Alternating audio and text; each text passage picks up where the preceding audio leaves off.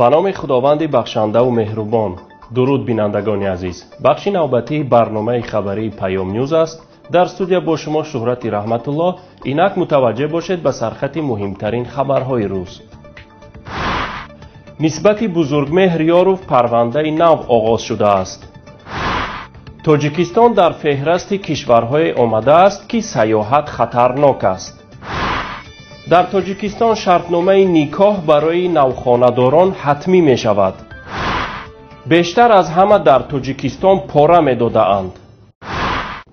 سر از 14 نوامبر سال جاری علیه وکیل دفاع بزرگمهر یاروف پرونده نو با اتهام قلابی آغاز شده است. طبق اطلاع دسترس شده مقامات می‌خواهند مهلت زندانی یاروف را از 23 به 30 سال بالا برند.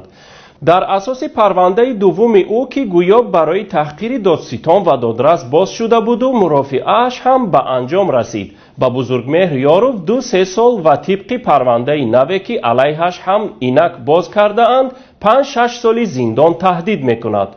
دو دعواگری نو پیدا شده اند که دعوا کرده اند یاروف با قلابی مبلغ‌های آنها را از خود کرده است.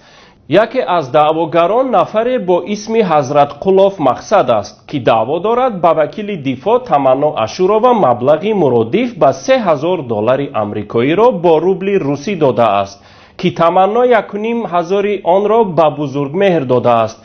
گویا یاروف بعد گرفتن پول دیگر در مرافعه شرکت نکرده است. اما این دعوای حضرت قلاف مثل همه دعواهای مقامات علیه یاروف سؤال برانگیز است.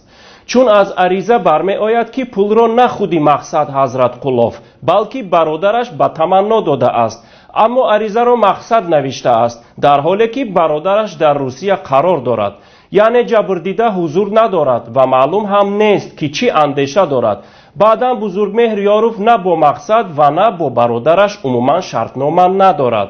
دعواگر دوم نفر از ناحیه واسه بوده است که متاسفانه نام و نسب و دعوایش علیه یاروف هنوز دسترسی ما نشده است.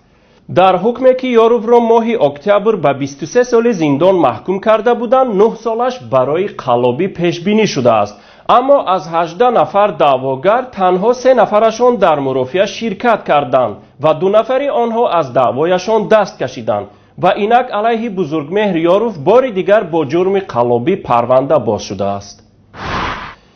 شرکت های سیاحی اینترنشنال ساس و کنترل ریسکس 4 کشور آسیای مرکزی تاجیکستان، ازبکستان، ترکمنستان و قرقیزستان به فهرست دولت های شامل نمود که سیاحت به این قلمرو با خطرها توأم است. در گزارش آمده است که در این کشورها خدمات استوماتولوژی یا دندانپزشکی رواج نکرده است، اما خدمت رسانی در این ساحه ارزان و از نگاه اختصاصی صفتی پست دارند.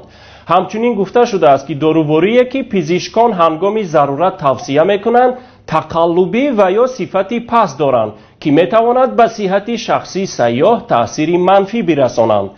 بجز این به سیاحان در این کشورها بیماری‌های سرایتی از قبیل وبا و زرپروین تهدید میکنند.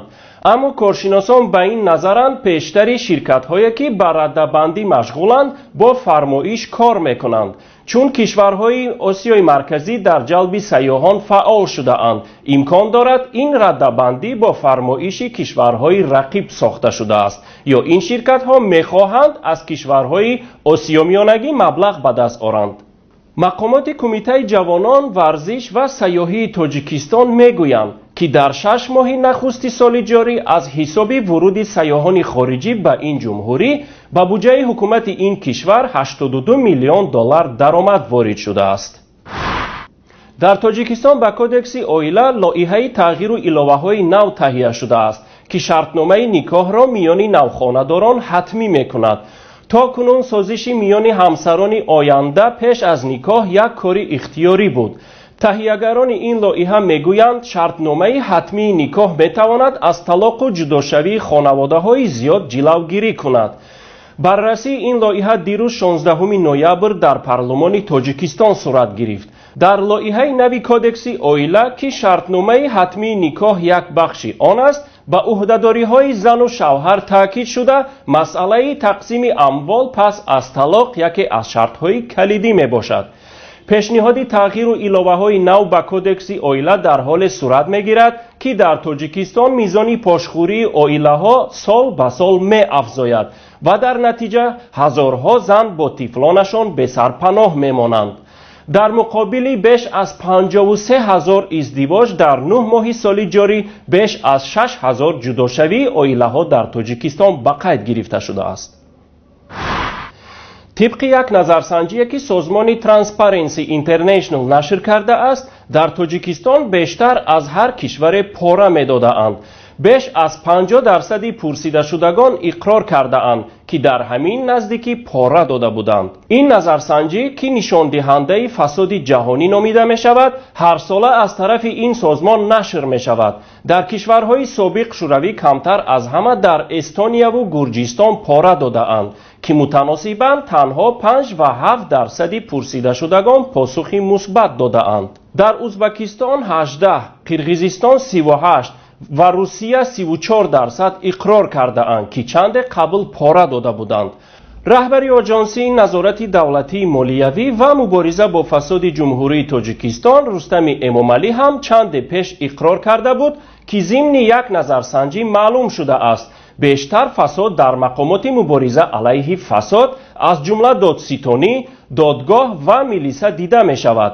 در آن نظرسنجی بیش از 60% پرسیده شدگان موجودیت فساد در کشور را تصدیق کرده بودند. اکنون مختصر از خبرهای منطقه و جهان.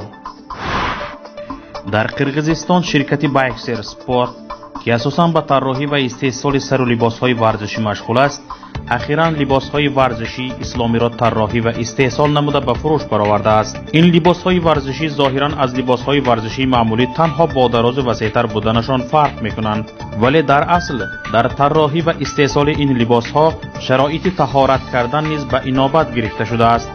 به گفته استحصال کنندگان، پیراهن‌های ورزشی اسلامی از متاح‌های پخته و سنتتیکی بلندصفت آماده می‌شوند. این شرکت امید کرده است که محصول ایجادی آنها بیرون از قرقیزستان هم معروف می شود. شمار بیماران سرطان در جهان در حال افزایش است. 14 میلیون نفر مبتلا به این بیماری به قید گرفته شدند که ورمی بدنوع آن تا امروز سبب مرگ 8 میلیون نفر گشته است. در صورت ادامه کردن این روند تا سال 2030 شمار بیماران سرطان می تواند به 22 میلیون رسد. فوتبالباز مشهور پرتغالی کریستیانو رونالدو شرطنامه عمربادی خود را با شرکت نایک استحصال کننده لباسهای ورزشی آمریکا به امضا رساند. از روی این شرطنامه هر سال شرکت نایک به رونالدو 24 میلیون دلار تقدیم میکند. با این مبلغ او تا به سن 73 رسیدنش صاحب 1 میلیارد دلار میگردد. کریستیانو رونالدو با شرکت نایک از سال 2003 همکاری دارد و با دسته ریال مادرید 6 نوامبر شرطنامه‌اش را تا سال 2021 تمدید کرد. بینندگان عزیز، اینجا به پایان برنامه خبری پیام نیوز رسیدیم. شرح مفصل خبرهای ما را از پایگاه خبری پیام نت و گزارش‌های ویدیویی ما را از یوتیوب پیگیری نمایید. برایتان خبرهای خوش و سرور زندگی را تمنا می‌نماییم. تا بخش‌های نوبتی، خیر، خدا حافظ.